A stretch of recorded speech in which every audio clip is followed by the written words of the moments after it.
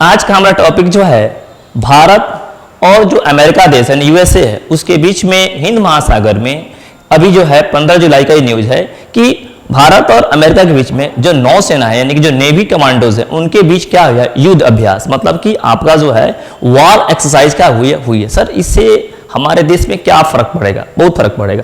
पहला तो हमारा जो संबंध अमेरिका से है वो अन्य देशों को दिखेगा कि भारत और अमेरिका के बीच में क्या है, एक मजबूत क्या है संबंध है।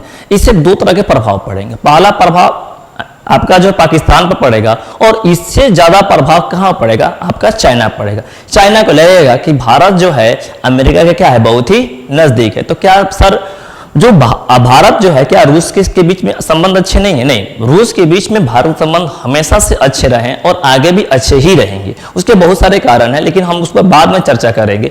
पहले बात कर लेते हैं कि इससे क्या फर्क पड़ता है। देखिएगा ये न्यूज जो है आपकी नई दिल्ली 15 जुलाई भारतीय नौसेनाओं के युद्धपोतों ने अमेरिका के विमान वाहक पोत, देखिएगा इसमें एक वर्ड का प्रयोग किया गया है जिसका नाम है विमान वाहक पोत। विमान वाहक पोत का मतलब होता है कि जैसे जो बड़े बड़े आपका जो शिप दिखाई दे डिस्ट्रॉयर है, मतलब इस पर जो है आपके जो है काफी बड़े बड़े जो है मिसाइल्स लगे रहते हैं, ठीक है ना। लेकिन इसमें एक चीज और बता देते हैं कि कुछ ऐसे शिप होते हैं जब शिप पर बड़े बड़े क्या होते हैं फाइटर प्लेन का क्या, फाइटर प्लेन को उस पर जो लोड करके उस पर से क्या टेक ऑफ कराया जाता है। उस तरह के विमान को हम लोग क्या कहते हैं विमान वाहक पोत के नाम से जानते हैं। तो उसमें से एक पोत है जिसका नाम है थियोडर रूजवेल्ट। क्या नाम है?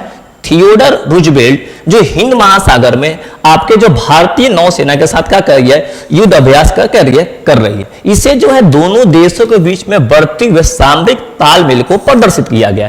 एक बार मैं आपको फिर से बता देते हैं, इस युद्ध अभ्यास से ये दिखने को मिलता है कि भारत और अमेरिका के बीच में सामरिक तालमेल है ये काफी क्या है मजबूत हुई है। और हम बात करते हैं यूएस थियोडर रूजवेल्ट के बारे में, तो ये अमेरिका के एक नौसेना परमाणु ऊर्जा से चलित क्या विमान पोत है। मतलब कि अगर हम लोग परमाणु ऊर्जा से बात करते हैं तो परमाणु ऊर्जा से चलने वाला जो भी युद्धपोत होता है उसके पास इतने ज्यादा ताकत होती है कि एक बार वो अगर समुद्र में अगर आ जाए तो लगभग बिना बाहर से सप्लाई लिए 6 महीना या साल भर तक वो अपने आप को क्या कर सकते हैं, समुद्र में अंदर रख सकते हैं, जो अपने आप में क्या होती है बहुत बड़ी उपलब्धि होती है।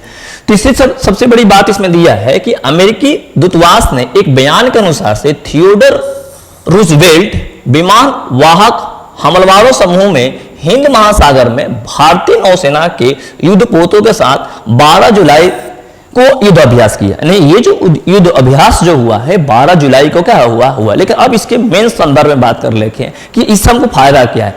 जो अभी आपने सुनते होंगे कि जो चाइना जो हमारे देश में घुसपैठ कर रहा है या समुद्री मार्ग द्वारा भारत में जो आने का जो बार बार प्रयत्न कर रहा है, इस युद्ध अभ्यास होने की वजह से आपका जो है हमारा जो हिंद महासागर का क्षेत्र है काफी क्या हो जाएगा सुरक्षित महसूस होगा कि वहां पर अमेरिका के ऑलरेडी क्या है उपस्थिति को बताया गया है।